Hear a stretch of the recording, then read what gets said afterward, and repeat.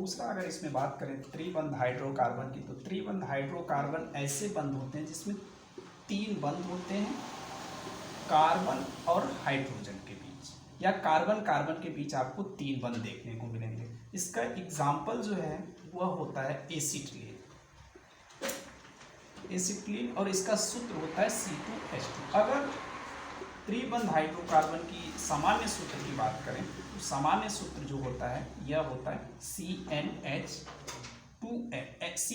CnHn।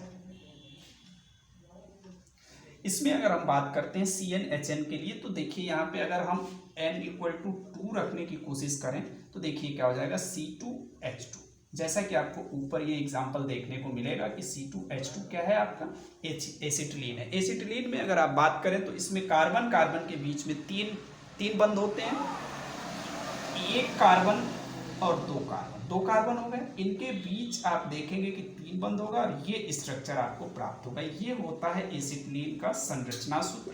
जबकि इसके electron dot structure की अगर हम बात करते हैं, कार्बन के पास 4 इलेक्ट्रॉन होते हैं इसके आखिरी कक्षा में, ये 4 इलेक्ट्रॉन हो गए, ठीक है। 1 हाइड्रोजन आया, यहाँ से इसकी कक्षा पूरी कर लिया, 1 हाइड्रोजन आया, ये इसकी कक्षा पूरी कर लिया, 2 हाइड्रोजन हो गए, 2 कार्बन हो गए। अब ये कार्बन इनके साथ अपनी कक्षा पूरी करेगा। इसमें काउंट करें अगर हम तो 3 3 6 और 2 8, यानी इसकी कक्षा कंप्लीट हो गई। दूसरी कक्षा की अगर बात करें तो ये इस तरह से कक्षा पूरी हो गई। यानी यहाँ अगर देखें तो कार्बन कार्बन के बीच 3 इलेक्ट्रॉनों का आदान प्रदान होता है।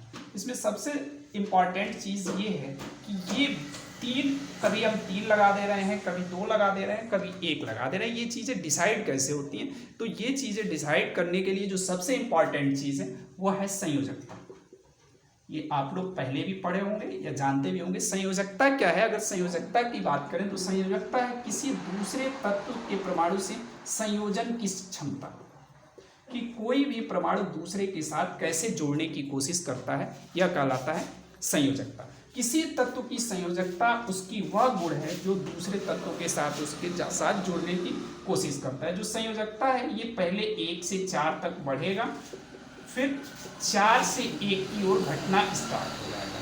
यानी कह सकते हैं हम किसी तत्व की जो संयोजकता है वह 4 से अधिक नहीं है। कार्बन एक ऐसा तत्व है जिसकी संयोजकता 4 होती है। 4 होने का मतलब क्या हुआ कि कार्बन का जो परमाणु क्रमांक है वो 4 है, तो ये 2 और 4 इलेक्ट्रॉनिक कॉन्फ़िगरेशन रखता है। यानी इसकी आखिरी कक्षा में 4 इलेक्ट्रॉन होने की वजह से ये क्या करता है, या तो ये किसी को 4 इलेक्ट्रॉन दे दे या किसी से 4 इलेक्ट्रॉन दे दे। जैसे ही ये 4 इलेक्ट्रॉन देगा ये अस्थायी कक्षा में आ जाएंगे, या फिर 4 इलेक्ट्रॉन कहीं से मिला तो भी आपकी कक्षा क्या हो जाएगी, अस्थायी हो जाएगी। जब कक्षा की अस्थायी हो जाएगी इसका मतलब यह क्या होगा, यह अक्रिय गैस की अवस्था प्राप्त कर लेगा। इलेक्ट्रॉन की अक्रिय गैस की अवस्था जैसे ही आ जाएगी तो हम ये कह सकते हैं कि कार्बन एक ऐसा तत्व है पूरे आपके आवर्त सारणी में जो कार्बन सबसे ज़्यादा संयोजन की क्षमता रखता है। और इसी के लिए इससे संबंधित एक कार्बनिक रसायन में